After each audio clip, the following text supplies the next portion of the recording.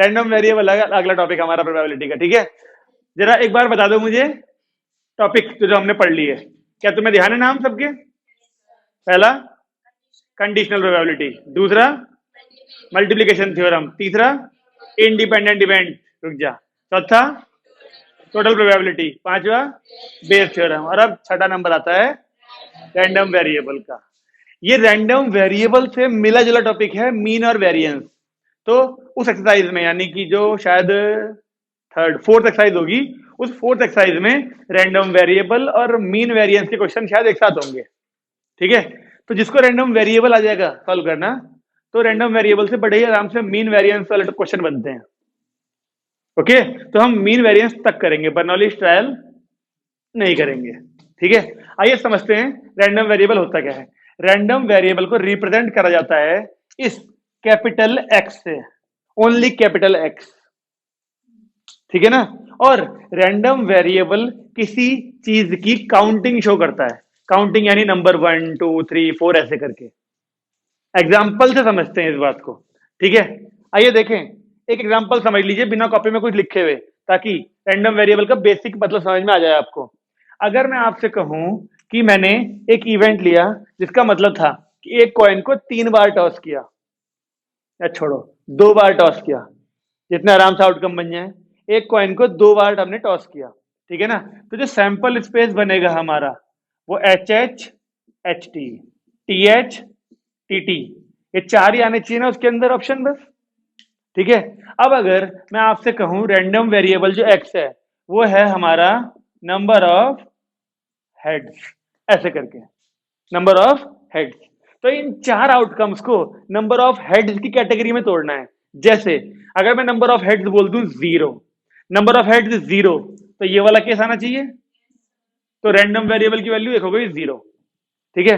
फिर मैं random variable की वैल्यू बोलूं 1, तो 1 क्या बोला जाएगा? Number of heads 1, number of heads 1, देखो इन दोनों केस में इसमें भी एक हेड है, इसमें भी एक हेड है, तो एक्स की वैल्यू जो 1 होगी तो कितने केस आएंगे? 2। फिर जब रैंडम वेरिएबल की वैल्यू 2 आएगी, यानी number of heads is equal to 2, तो ये वाला केस आना चाहिए, नहीं आना चाहिए? क्या एक्स की वैल्यू 3 भी हो सकती है? नंबर ऑफ हेड्स 3 हो सकते हैं? यहाँ पे आउटकम ही 2 2 2 है, तो 3 कह सकते हैं नंबर ऑफ हेड किसी के अंदर। तो एक्स की वैल्यू 0 1 एंड 2, ये 3 अलाउड है बस इस सैंपल स्पेस में। अगर हमने एक कॉइन को 3 बार टॉस किया होता तो 8 आउटकम आते, उन 8 आउटकम्स में 3 3 3 3 3 3 करके 8 बार लिखे होते, तो रैंडम वेरिएबल की वैल्यू 0 1 2 3 भी हो सकती थी, फिर नंबर ऑफ हेड 3 भी हो सकते थे एच एच एच वाले केस में। ओके, कुछ समझ में आया ये? चलिए, अब अगर मैं आपसे बोलूं कि हम इनकी प्रोबेबिलिटी देखते हैं कैसे लिखेंगे। Probability x is equal to 0, तो x इज इक्वल टू 0 को पढ़िए, नंबर ऑफ हेड्स 0 कौन से केस में थे? तो ये एक ही तो केस है, 1 2 3 4 में से। तो x की वैल्यू 0 पर प्रोबेबिलिटी 1/4 होनी चाहिए, कोई दिक्कत यहां पर? ऐसे ही जब मैं x इज इक्वल टू 1 की बात करूं, तो x इज इक्वल टू 1 का मतलब नंबर ऑफ हेड्स 1 होने चाहिए, तो वो इसके अंदर भी है, इसके अंदर भी है। तो प्रोबेबिलिटी ऑफ एच टी और टी एच, तो ये कितने ऑप्शन है? तो प्रोबेबिलिटी 2/4 होनी चाहिए। ओके, फिर x का नंबर 2, यानी कि नंबर ऑफ हेड 2, वो इसके अंदर है केवल, तो कैसे लिखा जाएगा इसको? प्रोबेबिलिटी एच एच, यानी 1/4। ये बन गए तीनों केस। अगर आपने रैंडम वेरिएबल वैल्यू ठीक लिखी है और फिर सारे आउटकम्स कवर हो गए, तो इन सबको जोड़ के 1 आना चाहिए, ये प्रोबेबिलिटी का वेरिफिकेशन हो जाएगा। 1/4 प्लस 2/4 प्लस 1/4 आएगा 4/4, जो कि हो जाएगा 1। तो यहां तक कोई दिक्कत? फिर इसके बाद ना इसकी एक छोटी सी टेबल बन जाती है। ये हो गया रैंडम वेरिएबल की वैल्यू, ये हो गई प्रोबेबिलिटी की वैल्यू। अब रैंडम वेरिएबल की वैल्यू एक तो 0 है, एक 1 है और एक 2 है। तो जब 0 थी तो प्रोबेबिलिटी कितनी है उसमें? 2/4 1/4, ये छोटी सी टेबल है। अच्छा, इसको बनाना जरूरी क्यों है? क्योंकि मैंने कहा जब रैंडम वेरिएबल समझ जाएंगे हम, उसके बाद मीन वेरिएंस वाला टॉपिक भी आएगा, और मीन वेरिएंस इस टेबल से बड़े आराम से आ जाता है, क्योंकि मीन का जो फॉर्मूला है, उस फॉर्मूले में ये इंटू ये प्लस ये इंटू ये प्लस ये इंटू ये करना पड़ता है। नींद आ रही क्या? लग तो रहा पूरी तैयार है सोने के लिए, ठीक है जी। ये है छोटा सा टॉपिक रैंडम वेरिएबल का।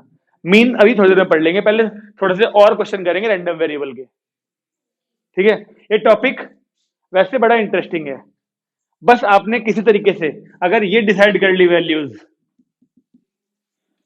है ना, तो आप बड़े ही आराम से आगे वैल्यूज लिख सकते हो। अच्छा, इसी में अभी वो सारे केस आने वाले हैं। वो तुम्हें गेम ध्यान ध्यान है, गेम चौसर का गेम, महाभारत का, मामा शकुनी वाला, पांडवों की बेइज्जती हुई थी इसमें, षड्यंत्र, ठीक है ना। उसमें क्या था, दो डाइस थे, ऐसे करके मामा जो थे वो पांडवों के सामने फेंक दिया करते थे। अभी तुम्हारे सामने भी आने वाले हैं क्वेश्चन ऐसी। दो डाइस यानी एक पेयर को 3 बार फेंकने को बोला जाएगा, एक बार इधर, एक बार इधर, एक बार इधर, ठीक है। और फिर उसमें मीन वेरिएंस वगैरह पूछेगा वो। खैर वो सब बात की बातें। अगर हमने ये रैंडम वेरिएबल वाली टेबल पूरी सक्सेसफुली बना दी तो फिर मीन वेरिएंस गलत नहीं होते। जो सारा खेल है वो इसी चीज का है बस। ओके, करें शुरू। इसे नोट करना तो कर लो, एक क्वेश्चन को, सिंपल वाले को, फिर हम रैंडम वेरिएबल के और भी क्वेश्चन करते हैं। जब यहाँ एक्स लिख दिया तो ये प्रोबेबिलिटी इसी एक्स की आएगी, और तो चीज ही नहीं है इस टेबल के अंदर कुछ। कोई टेंशन नहीं, लिख दोगे तो अच्छा लगेगा, यहाँ जगह कम थी तो मैंने लिखा ही नहीं, कोई टेंशन थोड़ी है इसमें चीज की। इसे बोलते हैं प्रोबेबिलिटी डिस्ट्रीब्यूशन टेबल। प्रोबेबिलिटी जो निकाली हमने उसकी डिस्ट्रीब्यूशन तो दिखा रखी है हमने इस टेबल के अंदर कि 0 पे इतनी है, 1 पे इतनी है, 2 पे इतनी है। ठीक है जी, हटाया जाए इसको। अपनी किताबें ओपन करिए और एग्जाम्पल नंबर 22 पढ़िए पहले जल्दी से। पढ़ा क्या किरण जी? पढ़ लो। कहाँ कैमरे की तरफ देख रहे हैं? हाँ भाई, एक व्यक्ति गेम खेल रहा है एक, जिसमें उसे टॉस करना है कॉइन को 3 बार, 8 आउटकम, ठीक है ना। अब ईच हेड पे उसको 2 रुपए ही इज गिवन, ठीक है, उसे 2 रुपए मिलेंगे हर हेड पे। और organiser of the game for each tail he has to give rupees 1.5 रुपया टू द ऑर्गेनाइजर, ठीक है। हर हेड पे उसे 2 रुपए मिलेंगे, हर टेल पे उसे 1.5 रुपया देना पड़ेगा, ठीक है जी। Let x denote the amount gained और lost by the person, show that x is a random variable and exhibit it as a function on the sample space of the experiment। अब देखो इसको किस तरीके से अरेंज करा जाएगा। अभी जो हमने क्वेश्चन किया वो एक कॉइन को 2 बार टॉस करने वाला था, उसी के बीच में मैंने तुमको थोड़ी सी झलक दिखाई थी एक कॉइन को 3 बार टॉस करने वाले केस की, ठीक है। तो अब फिर से रैंडम वेरिएबल x को नंबर ऑफ हेड्स की तरह ले लो या नंबर ऑफ टेल की ले लो, किसी भी एक चीज को कवर कर लो, ठीक है। मान लो नंबर ऑफ हेड्स को कर लो, तो x की वैल्यू वही 0, 1, 2 और 3 आएगी। जब x की वैल्यू 0 होगी तो नंबर ऑफ हेड्स 0, कौन से वाले केस में बोलोगे आप?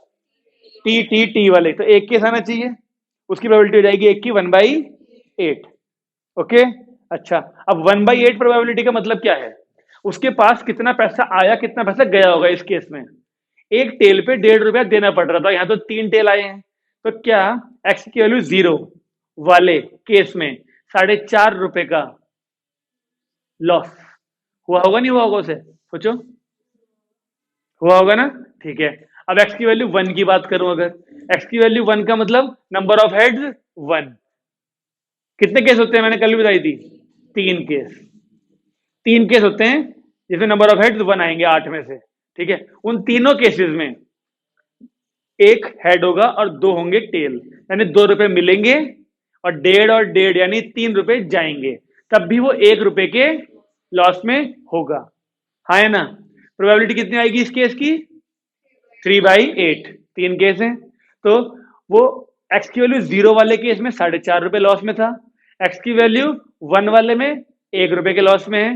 अब x की वैल्यू 2 की बात करें, x की वैल्यू 2 का मतलब 2 हेड वाले केस भी 3 ही होंगे, क्योंकि 2 हेड का मतलब हो गया 1 टेल। जैसे एक हेड वाले 3 होते हैं, ऐसे एक टेल वाले भी 3 ही होंगे, लेकिन इसमें अमाउंट में अंतर आ जाएगा। 2 हेड का मतलब उसे 2 रुपए पहले वाले में मिले होंगे, 2 रुपए दूसरे पे, 4 रुपए, और एक टेल का मतलब 1.5 रुपए चले गए होंगे, यानी वो 2.5 रुपए प्रॉफिट पे रहा होगा। यानी एक्स की वैल्यू जब 2 थी, रैंडम वेरिएबल 2, तो उसे 2.5 रुपए का प्रॉफिट था, ठीक है।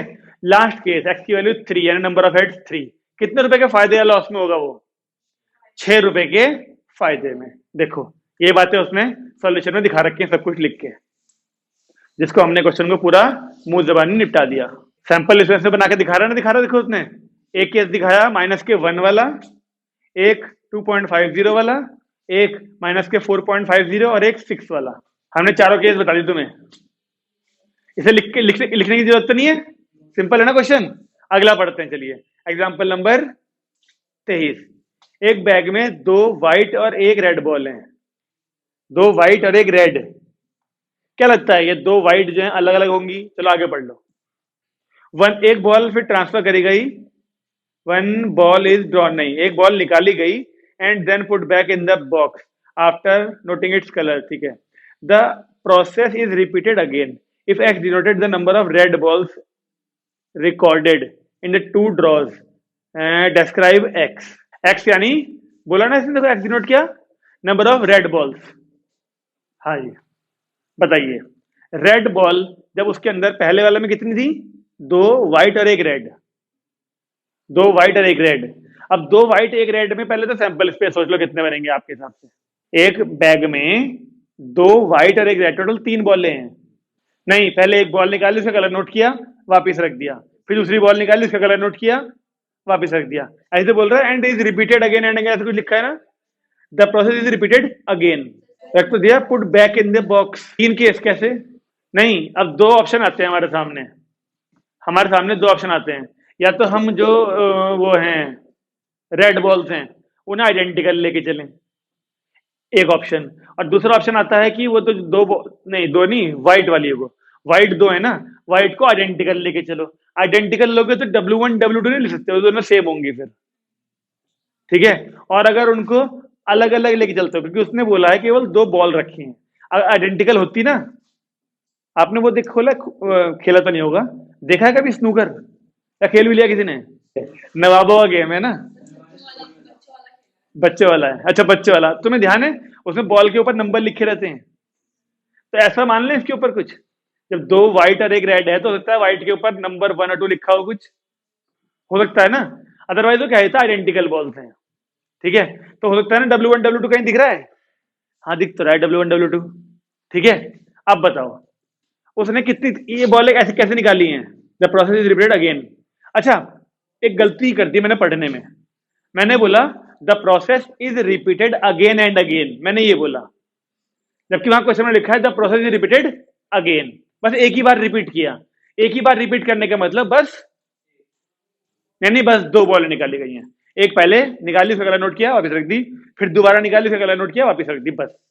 तो कुल मिला के एक बारी में 2 बॉलें निकल रही हैं। अब 2 बॉलों के लिए केस बना लो आप। लो यहां पर दिखाएं, अगर W1 W2 और R, कितने केस बनेंगे आपके हिसाब से? W1 के साथ में R निकालोगे एक बार W2 के साथ में R निकालोगे, 2 केस हो गए। फिर एक बार W1 के साथ में W2 निकालोगे, एक बार W2 के साथ में W1 निकालोगे, फिर R पहले W1 बाद में, R पहले W2 बाद में। तो ये क्या वैसा वाला केस नहीं हो गया? 3 है ये, और 3 में से हमें 2 चाहिए, 3 है ना। नहीं, मैं तो बनाई टोटल, मैं तुम्हें बता रहा हूं फॉर्मूला 3P2, 6 बनने चाहिए फिर तो। अगर 3 है, इन 3 में से कोई 2 चाहिए एक टाइम पे हमें, तो 3P2 होना चाहिए, और 3P2 की वैल्यू होती है 3 फैक्टोरियल यानी 6। कितने केस हैं देखना जरा, फिर चलेगा पता। बताओ क्यों? मुझे तो चल गया, बता क्यों 9 है, तुम बताओ। नहीं, हाँ तू बता, तुम्हें किसी को ध्यान आया कि क्यों, क्वेश्चन में क्या ट्विस्ट है? हाँ बता।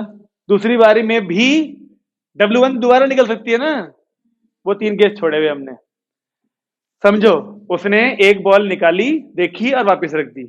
मान लो W1 निकाली होगी पहले, देखी और वापस रख दी, ऐसे ऐसे करके, फिर जब दोबारा निकाल W1 फिर से निकल सकती है। तो 6 केस 3P2 से हो ही गए, और 3 केस और कौन से? W1 W1, W2 W2 और R R। ये 9 केस इस तरीके से बनेंगे।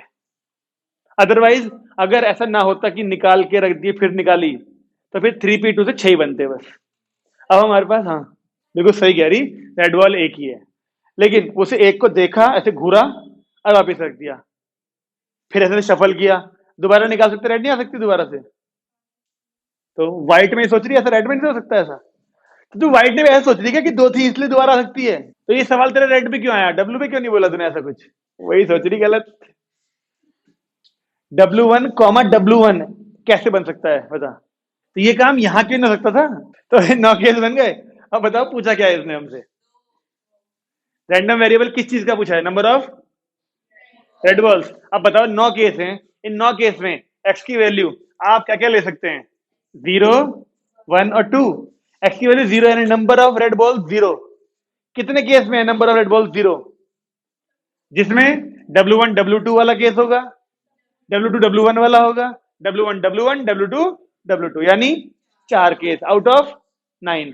क्या प्रोबेबिलिटी पूछी है? चेक करो इन चीजों की। नहीं, केवल एक्स की वैल्यू 0 पे आउटकम्स बताने हैं कौन कौन से हैं, मतलब ठीक है। तो 4 केस 0 में आ गए। 1, एक्स की वैल्यू 1 यानी नंबर ऑफ रेड बॉल 1 आई हो, एक आई हो, तो W1 R वाले में, W2 R वाले में और इसके उल्टे वाले में यानी 4। एक्स की वैल्यू 2, 2 रेड बॉल एक केस में, तो हिसाब लगा के देखो 4 इसमें आए केस, 4 केस इसमें आ गए 8 और एक इसमें आ गए 9, हो गए ना पूरे कवर। सैंपल स्पेस में जितने आउटकम्स होंगे आपके रैंडम वेरिएबल में सारे कवर हो जाने चाहिए, तभी प्रोबेबिलिटी का सम बनाएगा। क्या इसे लिखूं आगे दिखाऊं यार? ये 2 क्वेश्चन ना एक तरह से इंट्रोडक्टरी क्वेश्चन थे दोनों, इसके बाद शुरू हो रहे हैं देखो असली क्वेश्चन, तो जिसमें प्रोबेबिलिटी का इस्तेमाल होगा। अभी केवल रैंडम वेरिएबल की बात करी उसने, तो हम एग्जाम्पल नंबर 24 पढ़ते हैं, ठीक है? पढ़िए जरा, क्या बोला? ताश के पत्तों वाला है क्या है? अच्छा प्रैक्टिस करके आई ताश के पत्तों की? प्रैक्टिस मतलब थोड़ा बहुत पढ़ के आई, खेल के तो आ नहीं सकती तू। निकाल जाओगे इतने जैसे से करके 10th क्लास, 10th क्लास इसने जैसे से निकाल दोगी ना जैसे से करके। अब हाँ हो सकता है क्वेश्चन ना आया हो। चलो इसी बात पे क्वेश्चन कर लो पहले, हो सके तो एक्सरसाइज खत्म कर देंगे ना आज ये। हाँ भाई, 2 पत्ते निकाले गए सक्सेसिवली विद रिप्लेसमेंट। प्रणाम जी। विद रिप्लेसमेंट बोले तो मतलब हमारी टेंशन खत्म हो गई। विदाउट रिप्लेसमेंट में टेंशन होती है कम करने की, विद रिप्लेसमेंट में कोई टेंशन नहीं है, कितनी बार भी निकाल लो टोटल पत्ते टोटल उतने ही रहेंगे, ठीक है ना? तो 2 पत्ते निकाले हैं, ठीक है जी। Find the probability of distribution of number of aces. देखो इसके नीचे जो क्वेश्चन है ना, जिस क्वेश्चन की केवल लाइन लाइन दिख रही है आपको एक, ये है वो शायद बढ़िया वाला क्वेश्चन, मामा शकुनी वाला क्वेश्चन यही है। 3 throws of a pair of dice दिख गया? तो मजा आएगा, इसमें पलटना नहीं है, उस क्वेश्चन को बिना पलटे करेंगे, ठीक है? चलिए, हाँ तो ये क्वेश्चन मामा वाला है ना, ठीक है? नहीं पहले वो, पहले दूसरा बताओ। एक्स की वैल्यू क्या, नंबर ऑफ क्या बोला उसने? एस। चलिए, तो अगर एग्जांपल नंबर क्या है इसका? ठीक है, एक्स है हमारा नंबर ऑफ एसेस, तो ऐश्वर्या को पता है एस किसे कहते हैं? ठीक है जी। तो अब बताओ 2 पत्ते निकाले, तो हो सकता है एक भी इक्का ना निकला हो, तो नंबर ऑफ एस 0, एक इक्का निकला हो या फिर 2 इक्के निकले हो, यहाँ तक कोई दिक्कत होनी तो नहीं चाहिए। तो एक्स की वैल्यू 0 वाले केस देखते हैं हम, चलिए, या बल्कि प्रोबेबिलिटी लिखते हैं। एक्स की वैल्यू 0 पर प्रोबेबिलिटी, अब एक्स की वैल्यू 0 का मतलब नंबर ऑफ एस 0, 2 पत्ते तो निकाले लेकिन उनमें 0 नंबर ऑफ एस यानी एक भी इक्का नहीं निकला। एक भी इक्का नहीं निकलने का मतलब प्रोबेबिलिटी पहला पत्ता भी अदर होना चाहिए, दूसरा भी अदर होना चाहिए, हाँ या ना? ठीक है। अब जब पहला अदर होना चाहिए तो पहला पत्ता इक्के से अलावा, इक्के 4 होते हैं, उन 4 को हटा दो, तो 48/52। अब फिर विद रिप्लेसमेंट है तो दूसरे पत्ते की प्रोबेबिलिटी भी, तो ये होता है 12 से 4/13, 4/13 यानी 16/169। एक्स की वैल्यू 0 पर प्रोबेबिलिटी समझ में आ गई? आसान लग रहा है ना अभी तक? तो आसान ही है ये। एक्स की वैल्यू 1 की बात करें तो 12 4 जा 48 नहीं होते? अच्छा इसे 4 से काट दिया, एक मिनट, 4 से 12 बार जाता, 4 से 13 बार जाता ना? वाह भाई वाह।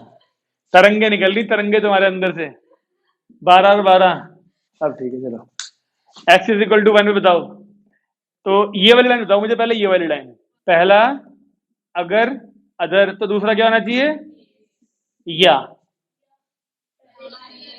पहला एस होना चाहिए तो दूसरा अदर होना चाहिए, सही है? अब इनकी प्रोबेबिलिटी सही है, पहला पत्ता कोई और हो तो, और दूसरा पत्ता इक्का हो तो, और इसकी प्रोबेबिलिटी देखो क्या आएगी, ये वाली वैल्यू यहाँ, ये वाली यहाँ हो जाएगी शायद, तो 2 से इंटू जाना चाहिए, चेक करो। ठीक है, अब सॉल्व करके 4 से 12 बार, 4 से 13 बार, है ना, और 4 से 1/13 बार। नहीं, ये भी है।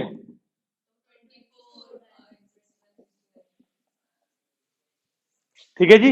अब एक केस रह गया बस, x इज इक्वल टू 2 वाला, probability at x is equal to 2। ये लाइन बताओ मुझे, ये वाली लाइन, x की वैल्यू 2 का मतलब, अरे मैडम फर्स्ट एस, सेकंड भी एस। ठीक है, प्रोबेबिलिटी बताओ, यानी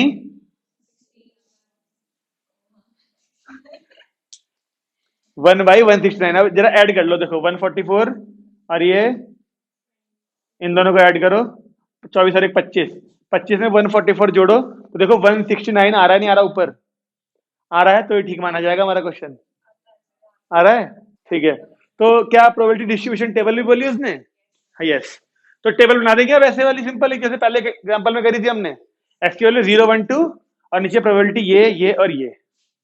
इस क्वेश्चन में है वेरिफिकेशन? नहीं, इसमें नहीं है, आगे आएगा अभी एक क्वेश्चन में वेरिफिकेशन के लिए भी कर रखा है उसने सॉल्यूशन, इन सबकी प्रोबेबिलिटी फिर प्लस करके दिखा भी रखी है उसने 1। जिसका ये हो गया होगा वो अगला क्वेश्चन पढ़ ले, बस पेज नहीं पलटना किसी को भी। आज तक उल्टे हाथ से लिखने की कोशिश कर रहा है क्या? चोट लग गई इसमें?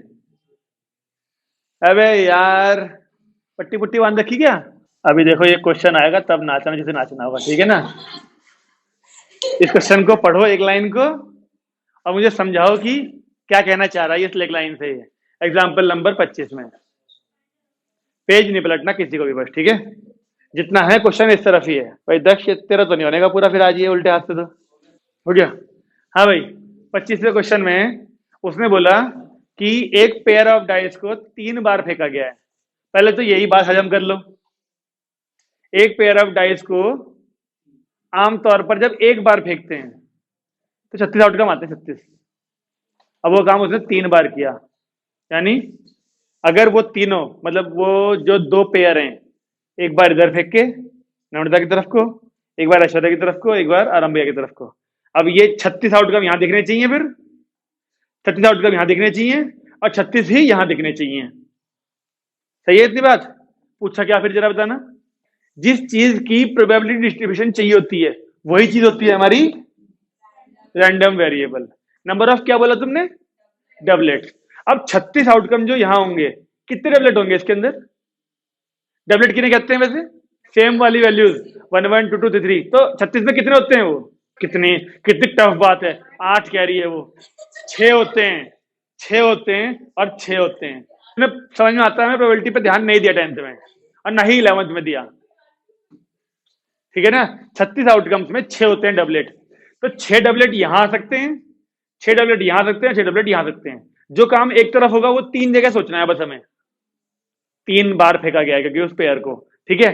तो अगर मैं आपसे पूछूं, एक्स बोला उसने क्या? Number of doublet. तो आप एक्स की वैल्यू सोचिए, नंबर ऑफ डबलेट्स। अब इन तीनों को काउंट करके चलते हैं।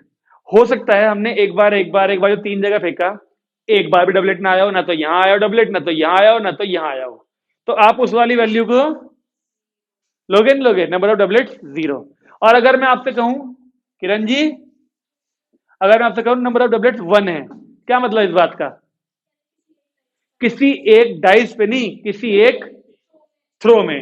या तो इस जगह 36 थे, इस जगह 36 थे, इस जगह 36 थे, इन तीनों में से किसी एक जगह पे डबलेट आ गए। अगर इधर डबलेट आए तो इन दोनों में नहीं आए, इधर डबलेट आए तो इन दोनों में नहीं आए, और इस वाले डबलेट आए तो इन दोनों में नहीं आए। कुल मिलाए केस कितने बने इस अकेले के अंदर? चलिए, अगर मैं कहूं 2, तो क्या मतलब इस बात का? 2 जगह पे डबलेट आए। अगर यहां डबलेट है, यहां डबलेट है तो इधर नहीं होगा, इन दोनों में डबलेट है तो यहां नहीं होगा, इन दोनों डबलेट है तो यहां नहीं होगा। कितने केस बनेंगे? 3। ठीक है जी। क्या इसकी वैल्यू 3 हो सकती है?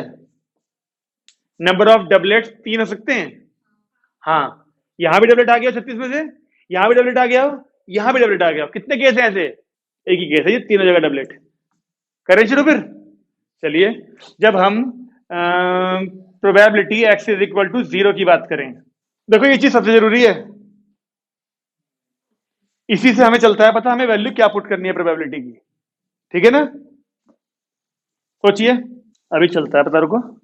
एक्सक्यूएल 0 का मतलब हुआ एक भी डबलेट नहीं। तो इस पहले वाले में भी अदर, सेकंड वाले में भी अदर, और थर्ड थ्रो में भी अदर। ये मतलब हुआ ना इसका। अब अदर 36 यहां पे देखते चलो, 36 आउटकम यहां था, 36 यहां, 36 यहां। इन 36 में डबलेट नहीं आया। डबलेट कितने होते हैं? 6। तो डबलेट नहीं आया तो कितने में से आया होगा? 30 में से। 30 में से। तो यहां प्रोबेबिलिटी कितनी होनी चाहिए फिर उसकी?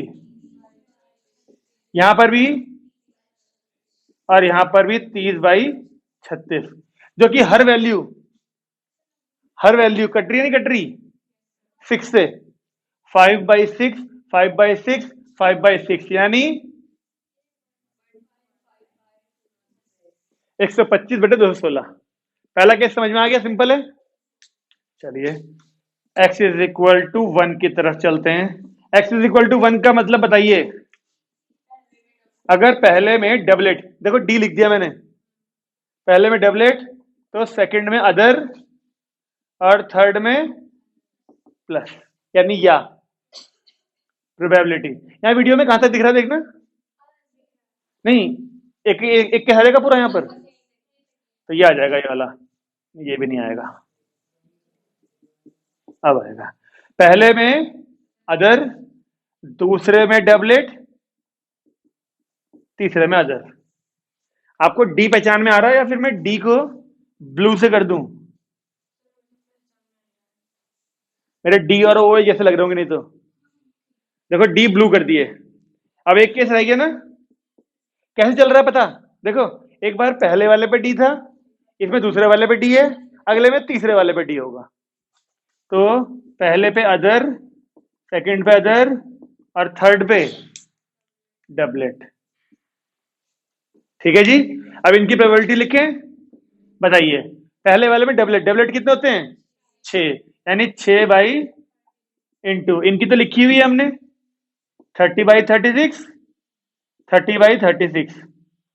जरा मुझे सोच के बताओ, क्या यही सेम प्रोबेबिलिटी इस वाले केस में नहीं आएगी? चेक करो, बस ये ऐसे हो जाएंगी, चेक कर लो। क्या इसकी भी सेम नहीं होगी? तो यहां पर इंटू 3 कर देता हूं बस।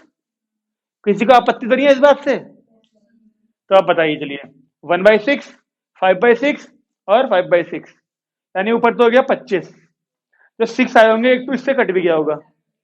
या फिर एक काम करते हैं, इन्हें एडिशन ठीक ठाक रहे उसके लिए 25 इंटू 3, ताकि डिनोमीटर सेम रहे, ऐड करते वक्त दिक्कत ना आए कुछ। अदरवाइज हम इस 3 से 6 काट सकते थे यहाँ के, लेकिन फिर एडिशन में कंफर्मेशन के लिए दिक्कत होती। तो हमने ये 25 के 3 में कर दी 75 और नीचे ताकि 216 ही रहे। अब ऐड करते वक्त केवल ऊपर वाली वैल्यू से कंफर्म हो जाएगा ना, हमारा गलत तो नहीं हो रहा कुछ। सही है। तीसरा केस बताइए। Probability x is equal to 2 वाला लिखे। हाँ देखो, अब x की वैल्यू 2 का मतलब क्या है? 2 डबलेट। 2 डबलेट वाला केस क्या बिल्कुल इसकी तरह नहीं लिखा जाएगा? इसमें एक डबलेट था, 2 अदर थे। तो हमने एक बार डबलेट को पहले पे लिखा, एक बार दूसरे पे लिखा, एक बार तीसरे पे लिखा, आगे बढ़ाते जा रहे हैं। अब 2 डबलेट हैं, देखो यहां पर एक डबलेट था, 2 अदर थे। अब मैं कह रहा हूं 2 डबलेट, एक अदर। तो उसको इस तरीके से ना लिखे, एक बार पहले वाले पे लिख लिया अदर को, एक बार दूसरे वाले पे लिख लिया अदर को, एक बार तीसरे वाले पे लिख लिया अदर को। टेंशन खत्म। तो जी नहीं सुना तुमने? सुन लिया? पक्का ना बोलो दोबारा? किसी को ऐसा लग रहा कि छूट गया हो? ठीक है। तो पहले वाले पे क्या बोला हमने? अदर, सेकंड पे भी डबलेट और थर्ड पे भी डबलेट। या अदर जो था पहले पे था, इस बार अदर कहां आएगा? दूसरे पे। सेकंड पे अदर, फर्स्ट पे डबलेट और थर्ड पे भी डबलेट। ये देखो अदर वाले को यहां अंडरलाइन कर रहा हूं, ठीक है जी। प्लस इस बार अदर कहां जाएगा? थर्ड वाले पे। फर्स्ट पे भी डबलेट, सेकंड पे भी डबलेट। तो ये हो गया अंडरलाइन वाले। प्रोबेबिलिटी बताइए इनकी चलिए। अब पहले पे अदर, अदर कितने थे? डबलेट की 5/9, 6/36, 6/36, और इसमें भी इंटू 3 से ही होनी चाहिए। हिसाब लगा लो, सेम आएगी प्रोबेबिलिटी। तो कितना आ रहा है आंसर? 5, 5 यहाँ और 3 ये, 15/216। एक केस रह गया ना हमारा, probability at X is equal to 3। बताइए, एक्स इज इक्वल टू 3 का मतलब पहले पे भी डबलेट, सेकंड पे डबलेट, और थर्ड पे भी डबलेट, है ना? तो डबलेट की प्रोबेबिलिटी 6/36, 6/36, 6/36, यानी 1/216। अब जरा इन सबको प्लस करके देखो न्यूमेटर को। 125 प्लस 75 200, 125 प्लस 200 हो गया, और ये 15, 215 और एक 216, आगे ना ऐड करने पर 216/216, यानी हमारा क्वेश्चन बिल्कुल ठीक है। बताइए, ये क्वेश्चन बहुत ही अच्छा क्वेश्चन था। अगर ठीक से ना समझा जाए तो बहुत ही टेढ़ा हो सकता है क्वेश्चन ये। आपको मामा शकुनी की मदद लेके समझाना पड़ा। ठीक है, हटाएं इसे अब। 26वां पढ़ ली, इसका ये हो गया। इसका नहीं हुआ वो करो पूरा। देखो इसमें कर रखा वेरिफिकेशन इसने। अब फिर मेरी किताब में पेज है गायब, एक्सरसाइज है ही नहीं मेरी में। हाँ, वेरिफिकेशन और किसे बोलेंगे, सम को ही तो करेंगे वेरिफिकेशन। वेरिफिकेशन में और कुछ नहीं करेगा, केवल वो सम करके दिखा देगा कि हाँ 1 आ रहा है। ये था 25वां एग्जाम्पल। देखो 26वां वो के वाला है क्या, के फाइंड करने वाला। एग्जाम्पल नंबर 26वां, वो एफ एक्स दे रखा है, अलग अलग वैल्यूज हैं, और एक्स की वैल्यू अलग अलग दे रखी है। सबसे पहले एक्स की वैल्यू 0 पे है, किस पे है? 0 पे कितनी प्रोबेबिलिटी है? 0.1। आप इसको सॉल्यूशन में देखिए, जल्दी समझ में आएगा आपको। टेबल बनाइए ना, टेबल ऐसे करके एक, जब एक्स की वैल्यू 0 है तो नीचे प्रोबेबिलिटी लिखी होगी कितनी? 0.1। अगली एक्स की वैल्यू जो 1 है तो प्रोबेबिलिटी कितनी है? के। लेकिन देखो वहां के एक्स होगी शायद, क्वेश्चन में देखो के एक्स है शायद। तो के एक्स का क्या मतलब हुआ?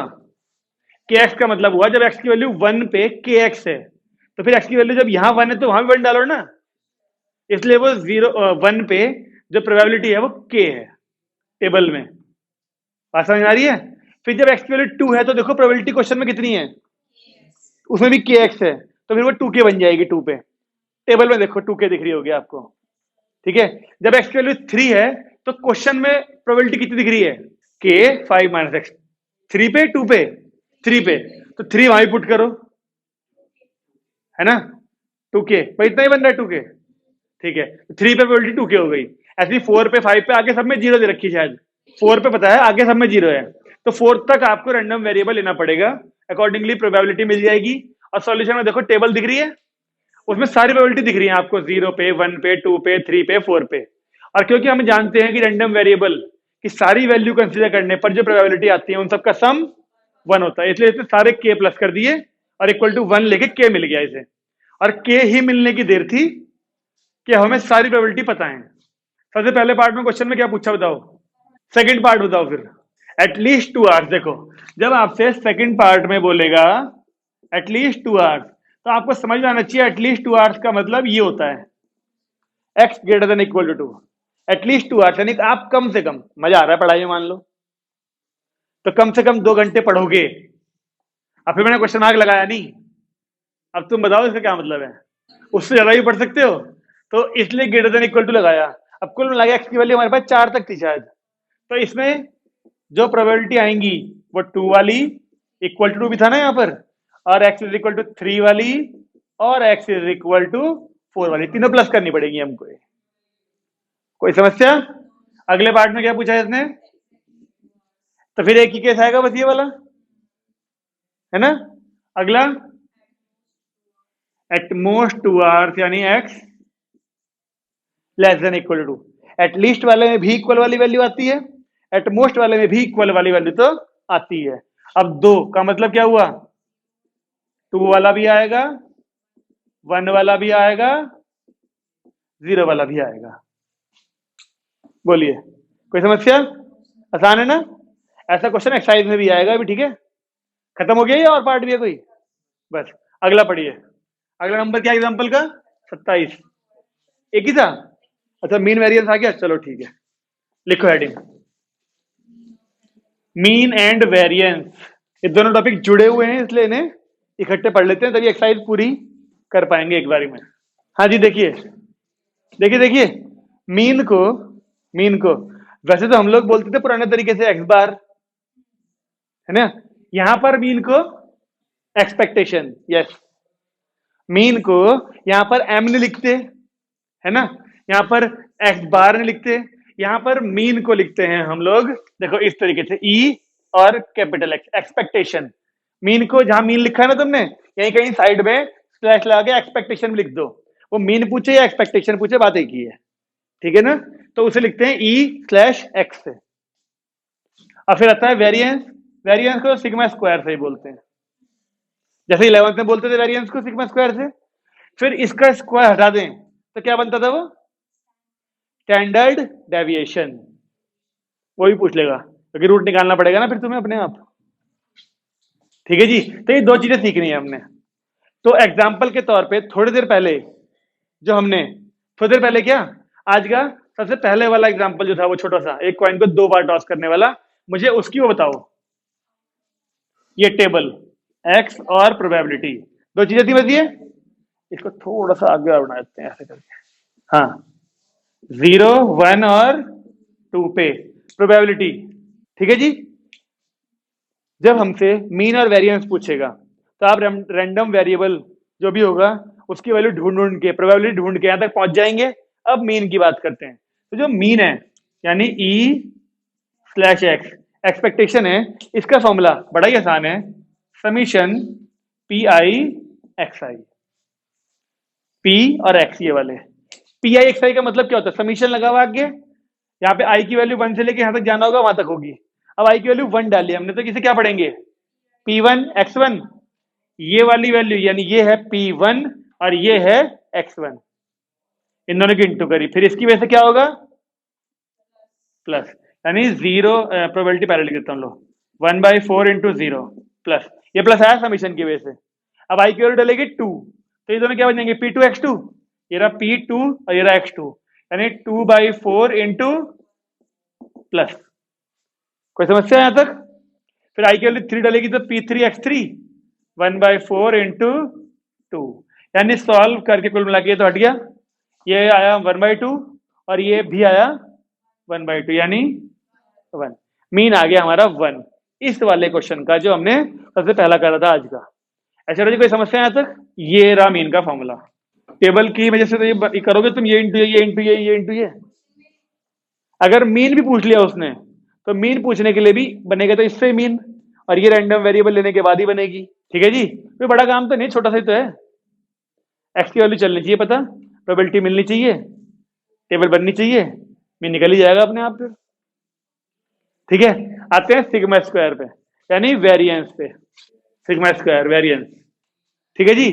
तो इसका फॉर्मूला है ई of x square minus E x का, देख लो एक बार, मुझे तो लग रहा है यही है, जरा देखो तुम्हारे पास एग्जांपल है, मेरे तो पेज ही गायब है, जहां एक्सरसाइज है ना उससे ऊपर ही कहीं देखो एग्जांपल में, किसी में 5 6 6 पे देख लो भाई, यही है कि नहीं है, लास्ट में देखना लाइन में कहीं लिखा होगा, ई of x square minus E x का होल स्क्वायर, ठीक है। तो इसे भी नोट कर लो और ऐसे करके एक डब्बे में डाल दो ताकि नजर से दूर ना हो ये, ठीक है जी। अब इसी क्वेश्चन के लिए हम वेरिएंस भी निकाल लेते हैं एक बार, करें शुरू। लेकिन आपको समझना है कि देखो ये बाद में जो ई एक्स है ये क्या चीज है, मीन, जो यहां ढूंढ लिया है 1, तो इस वाले की तो वैल्यू पता है, इसे ढूंढना है बस हमने तो, of E of x square. अब तुम बताओ मुझे, यहां देखो सब लोग जरा, यहां देखो भाई लोग, ई ऑफ एक्स स्क्वायर और ई ऑफ एक्स में क्या अंतर है, बस एक्स का स्क्वायर है, देखो यहां पर एक्स का स्क्वायर, जब ई एक्स में पी आई इंटू एक्स आई था, तो ई ऑफ एक्स स्क्वायर में पी आई इंटू एक्स आई का स्क्वायर हो जाएगा, लिख दो यहां पर फॉर्मूला, समीशन पी आई, बस एक्स आई का स्क्वायर होगा क्योंकि यहां पर एक्स का स्क्वायर है, तो हमने इस वाले एक्स को एक्स स्क्वायर से रिप्लेस करा अगर, तो यहां पर भी तो एक्स वाले का स्क्वायर होगा ना बस। और अब ये ढूंढना कोई बड़ा काम है क्या हमारे लिए, बताओ। देखो पी आई यानी ये, इसकी इंटू 0 के स्क्वायर से, एक्स का स्क्वायर है ना केवल, तो 1/4 इंटू 0 का स्क्वायर प्लस अगला 2/4 इंटू 1 का स्क्वायर प्लस 1/4 इंटू 2 का स्क्वायर। कितना आ गया? ये 0, ये 1/2 ही था और ये 1 यानी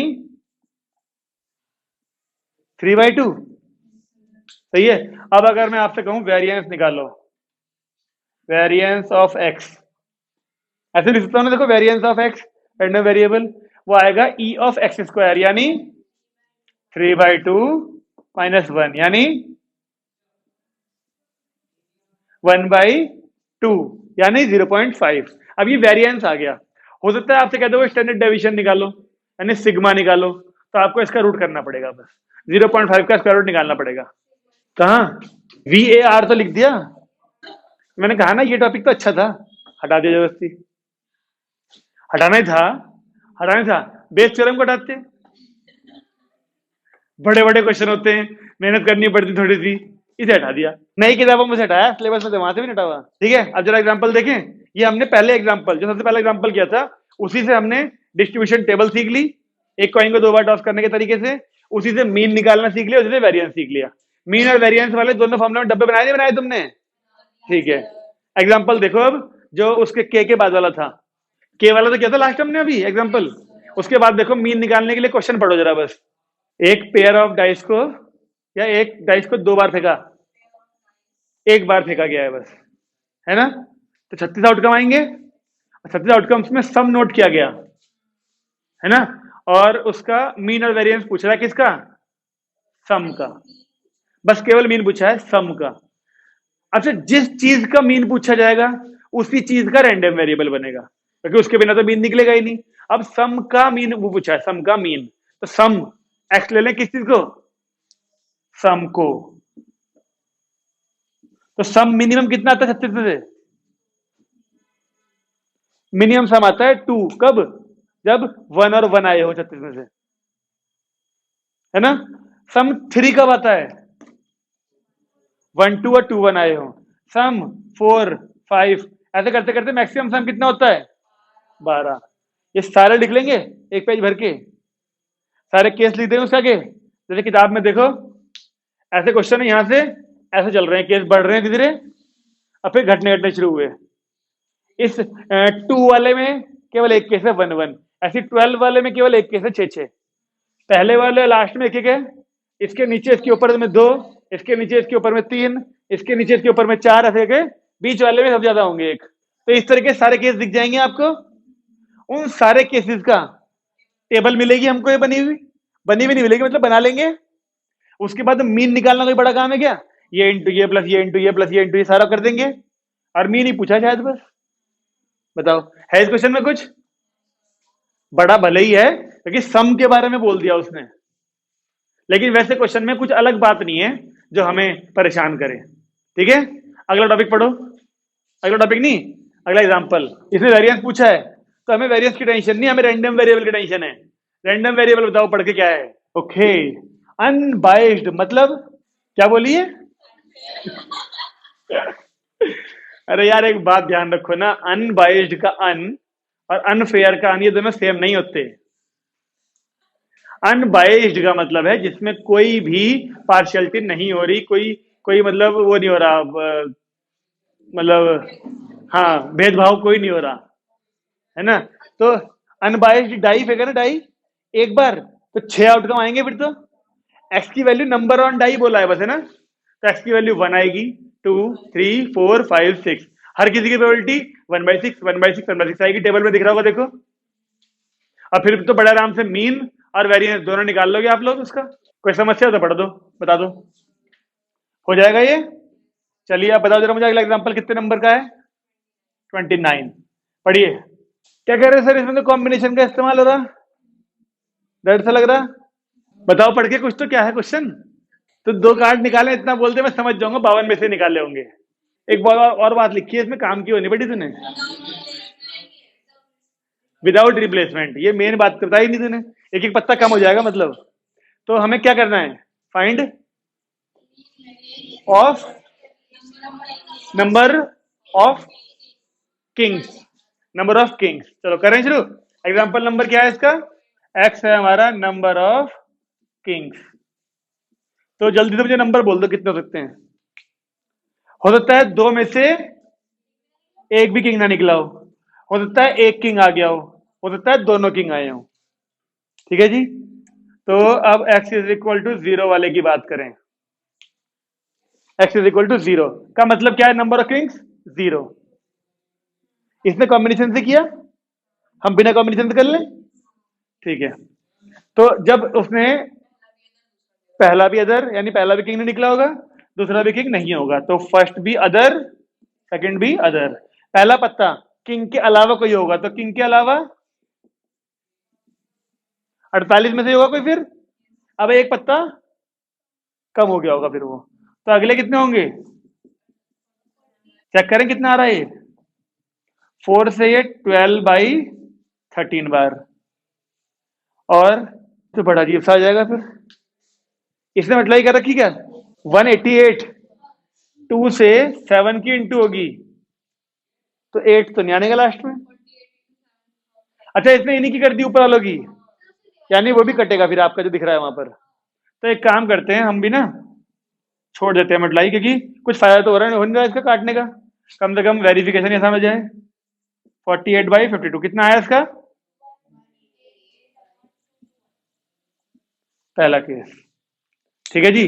अब x is equal to zero पे नहीं 1 पे, बताइए। पहला अदर, दूसरा किंग, या पहला किंग दूसरा अदर? हाँ जी, पहला अदर। 46 क्यों? 48। दूसरा किंग, दूसरा पत्ता भले किंग होगा, लेकिन यहां जो पत्ता अदर निकला होगा वो कम हुआ होगा ना, तो किंग तो बस एक टोटल कम हो गए होंगे। सही बात है। क्या लगता है आपको, इंटू टू करने से काम चलेगा? इंटू टू करने से देखते हैं। चलो पहला किंग, ये तो नहीं आ रही, देखो 4/52 आ रही है। दूसरा अदर की ये तो नहीं आ रही, ये वाली, यानी इंटू टू से काम चल जाएगा। सही है ना? बस शफल हो गई वैल्यूज, है तो वही। तो अगर वो 188 था, नहीं, कर लो भाई इंटू, कर लो इंटू कर लो। अरे इतनी देर लगी क्या? अरे यहाँ नहीं। ओहो, नीतिकांक्षा ने बता दिया नीचे टू टू बनाएगा, ठीक है।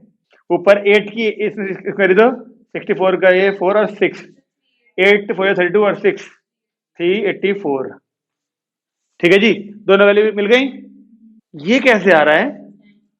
ऊपर वाली ज्यादा कैसे आ रही? ये कर कुरा के था मतलब। ठीक करो इसे, लिखा है इस बार। नीचे वाला सही करो, नीचे गलत है ये 52 × 51। हाँ ये गलत है, हमारा सही करो। हमें बताओ तभी तो हम काटेंगे ऊपर नीचे कुछ। 52 की 51 से इंटू करो, और सही वैल्यू जान तो लो आ क्या रही है इन दोनों की।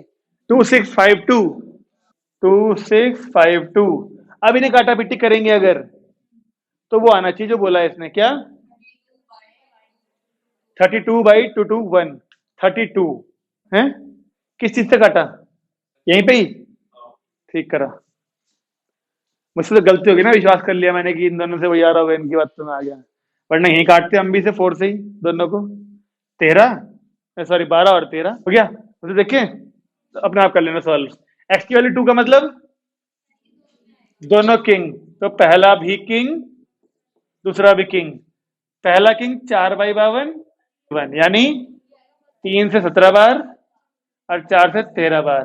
तो भाई 13 और 17 की इंटू आ रही 221, तो 1/221। जरा ऐड करना, यहां पे तुमने बोला था 32 और 221, तो 188 में अब 32 एक 33, 33 और ये, हाँ आ सकता है, ठीक है। क्या मीन मीन पूछा होगा ना इसने? मीन सब पूछा है, कर दो, खत्म करो एक क्वेश्चन, शायद लास्ट एग्जांपल होगा, देखो ये। हाँ तो बस ठीक है। अब इसी बहाने कम से कम एक्सरसाइज का हमने सारे क्वेश्चन, मतलब सारे टाइप के क्वेश्चन कर लिए, है ना। अब हम एक्सरसाइज शुरू कर सकते हैं आज घर जाके, छुट्टी है वैसे 2 दिन की अब फिर आप लोग बताएंगे मुझे कि मीन कितना आ रहा है और वेरिएंस कितना आ रहा है। और सिग्मा कितना आ रहा है। वैसा एग्जांपल है ये ना, तुम देख ही लोगे। बंद कर दें वीडियो, एक्सरसाइज करनी है आप लोगों को आज ना, ठीक है।